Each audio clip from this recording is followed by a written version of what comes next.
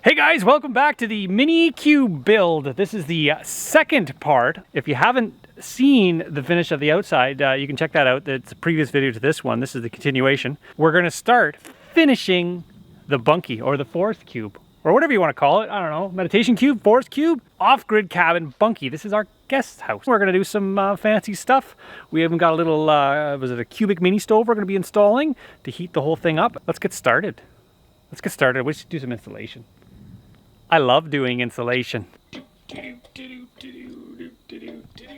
Welcome into the cube. As you can see, our interior, exterior framing is all done. We've got some of our electrical done. The electrical fairies came in and did that. So we're all ready for insulation and drywall. Now, a lot of people are gonna say, why are you drywalling in the forest? And I say, because I want to. Why can't you have the modern amenities in the forest as you would anywhere else? Whoa. Insulation, it's my favorite part.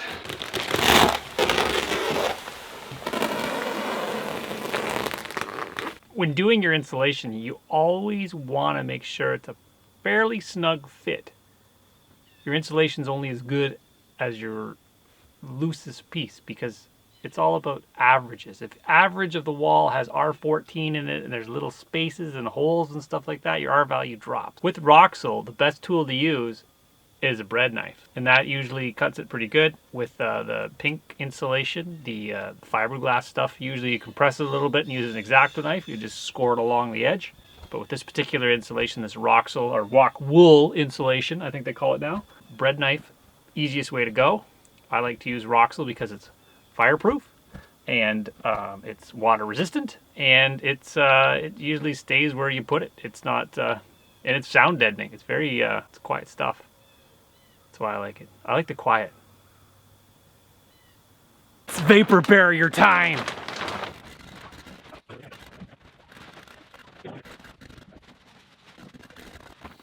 Done. Just like that. Well, we gotta do the inside. The end capped walls. So Mark, what you doing there, bud? I'm just trimming the vapor barrier a bit here. Get a good seal with the tuck tape. Why? Why is it important to get a good seal, Mark?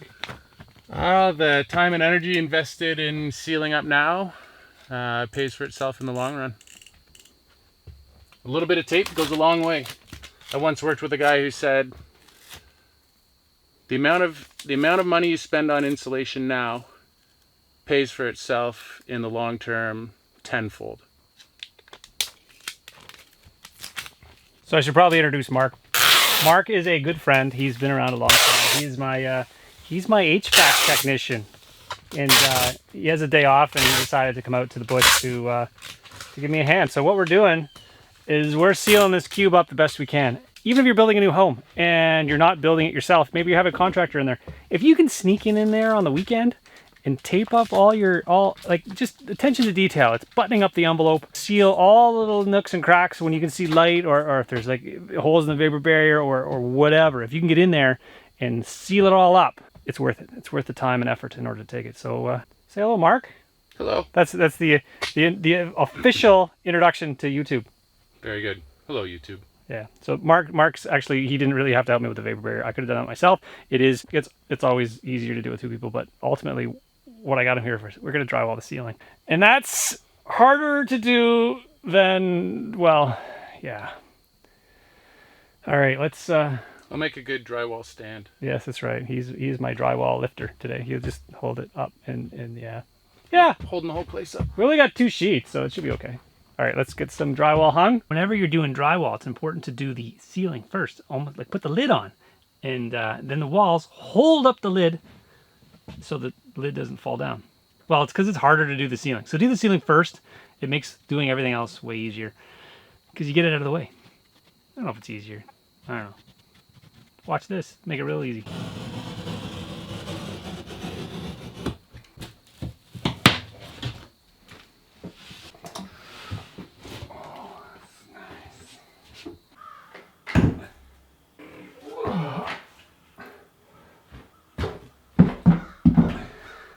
Okay guys, today is the day we start mudding.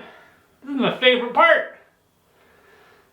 Oh, I'm sure there's more comprehensive videos that show you how to tape I'm going to show you how I tape. So whenever I'm taping, I like to do my flats first. So whenever there's two factory edges lined up together, I do those first. So what I do is I coat the joint with mud, like this. And then I take my paper tape, and there's a natural bend on the tape. It wants to bend a specific way. And what you want to do is you want to take that bend and you want to actually push it into the crack. Oh, those guys, those fancy bazooka tapers, old-fashioned hand taping. Got the little bend. I don't think I had to bend it. Push it into the crack.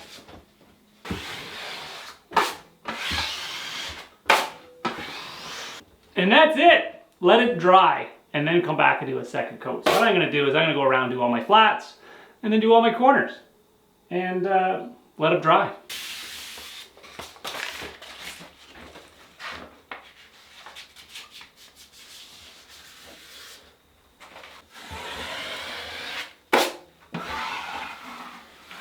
Who wants a square room anyways? I do. Well, I kind of want. I want something with fanciness in it. I want a place to put glow accent lighting. I want a place to actually put proper lighting, but I don't want to go up inside the vapor barrier. So I want to keep it down out of the vapor barrier in the living space. I don't have holes in my attic. You can do this in your house. You can do this in your bathroom, in your living room, in your hallway. This is a neat thing, and it doesn't cost a lot of money to do this.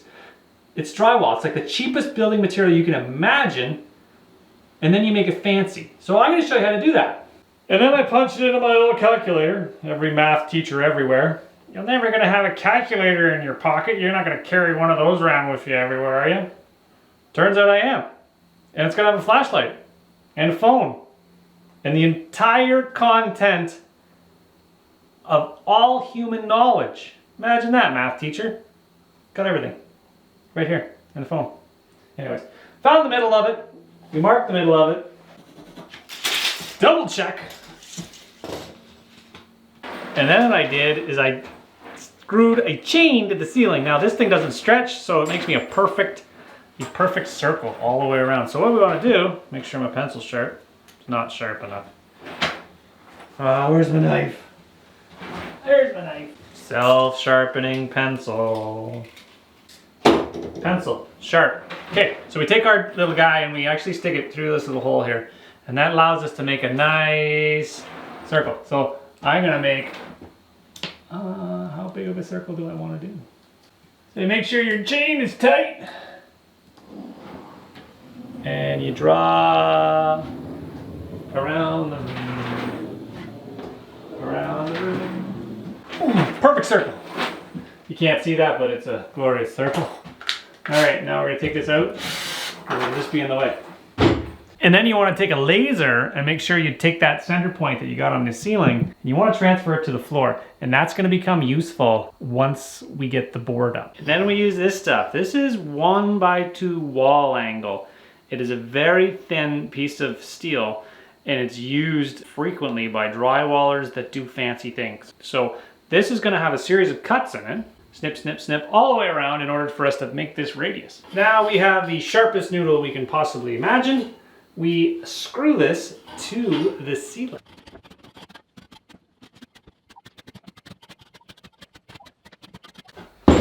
Holy, that's a big circle. That's 20 feet of circle. Once I've got to this stage, I actually go around and I screw off every little tab with one drywall screw, or two, and usually you splay them out. And that allows the drywall to somewhat hold the up, and you're gonna hit a bunch of studs in the process. So you don't gotta be too worried. Should stay up.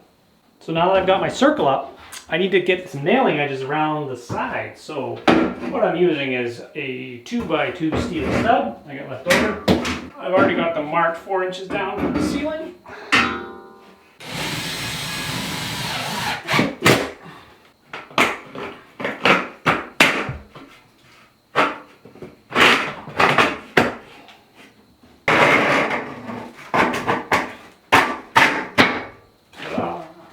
So now what we do is we actually cut little strips of drywall, and this is the flexible variety, so it actually gives you a little bit of a bend. And then what I'm going to do is actually drop the drywall down from the ceiling, and that gives us our shape.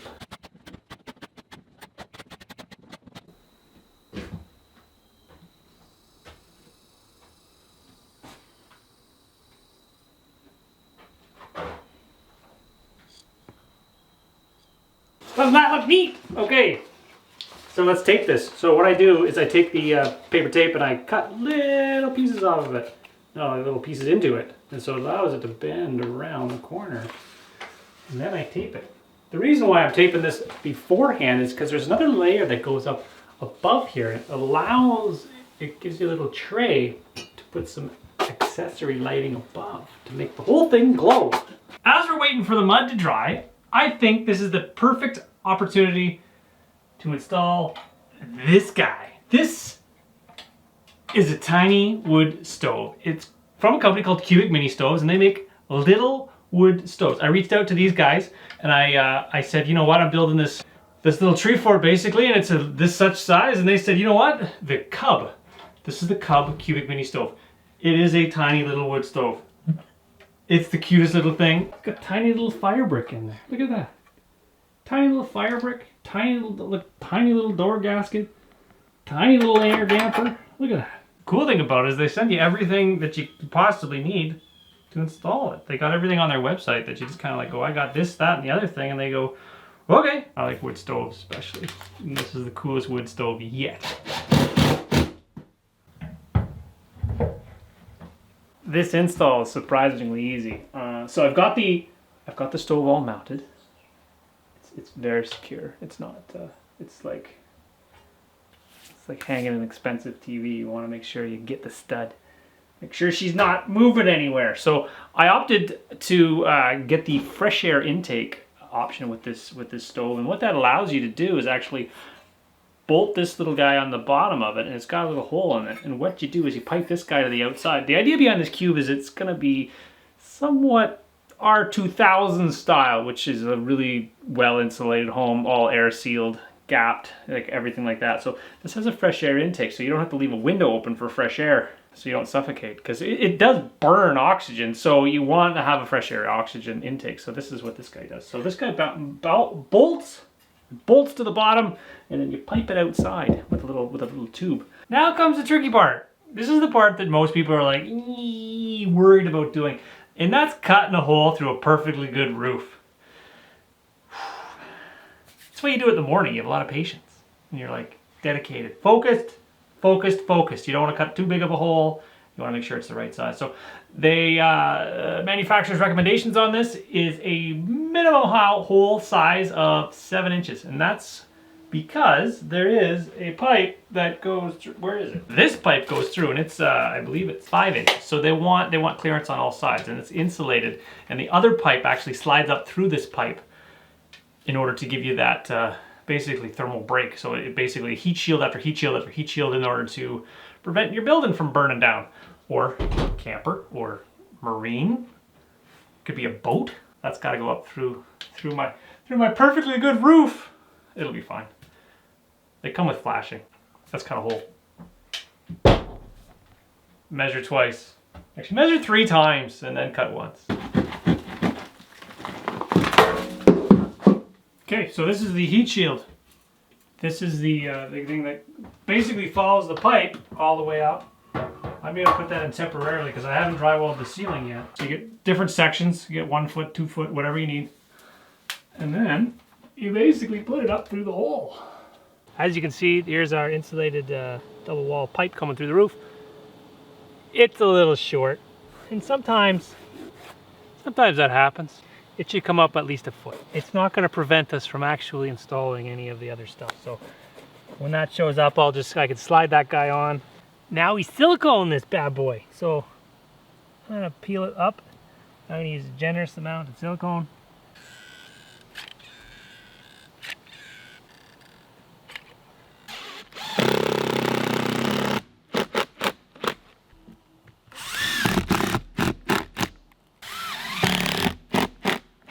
That's the roof gasket, and yeah.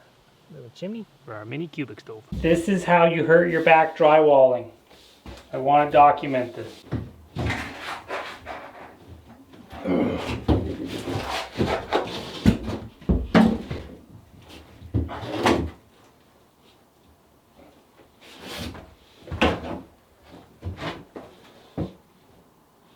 That wasn't so bad.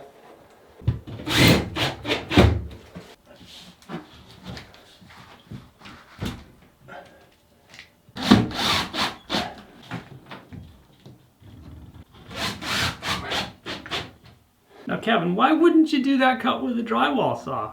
There's a couple of reasons, and the first reason is gross. When you cut above your head with the drywall saw, you usually get to eat drywall dust. I don't like eating drywall dust. I'll cut it with an X-Acto knife. The second reason I don't use a drywall saw is because it actually puts dust up top on the shelf. So this is the little shelf where lighting gonna be. But if you put drywall dust up there, you have to clean it off because otherwise nothing will stick. Because I want to put, well, I'm gonna put another little ledge up here. So there's minimal amount of dust, nice clean cut. Drywall saw, very dusty. Olfa knife, nice and clean. This is the lipstick. This is the lipstick and the mascara of drywall. This stuff here is a product called Trimtex, and what it is, it's a flexible corner bead. So it allows you to go around corners. So what you do is you spray it with glue. It comes with like glue. You spray both sides, you let it set up a little bit, and then you stick it on. So the idea behind this guy is I'm going to trim or put corner bead around, and that gives me a nice finished edge to mud to. Oh, that smells good.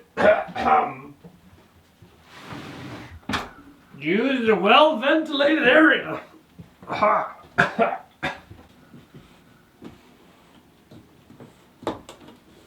After putting my corner bead on, I usually go around, and anytime there's like a little tab sticking out, I use my tack stapler, and I kind of add a staple to them, kind of push them in, and it allows the little tabs, if they're sticking out, to stay stuck down until you get the mud on it. I think Trimtex recommends using divergent staples. I've never seen a divergent staple. This just seems to work okay. Now comes the part where we mud it, and it's always easier to mud a room when there's nothing in the room. That includes you guys. I'm going to mud it, and then we'll check back with you when it's done, because you guys don't want to watch me mud this, and you guys are just getting in the way. All right, I'll check back with you when it's done being mudded. Okay guys, just like that, the drywall is done. You didn't even get to see the sanding. Oh my, that's not my favorite part. Yeah, I'd just rather somebody else do that.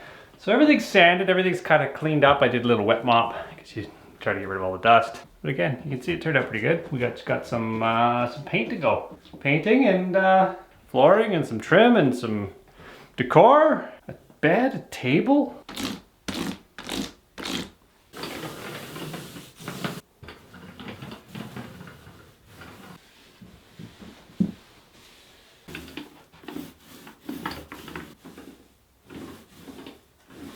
We got her all painted up. Now we're ready for her finishes. So this is just a regular, I believe, incandescent rope light. They come in varying lengths. You can add more lengths. You just kind of tack them on at the end. And this makes stuff glow. So what I'm going to do is I'm going to tuck it up above the tray ceiling. Just like this. Gives it a nice little shelf. I don't have the battery pack today, so I'm not gonna turn it on, but you guys get to see that at the end. We're gonna do some flooring now. So we got some hardwood floor, bang it all down.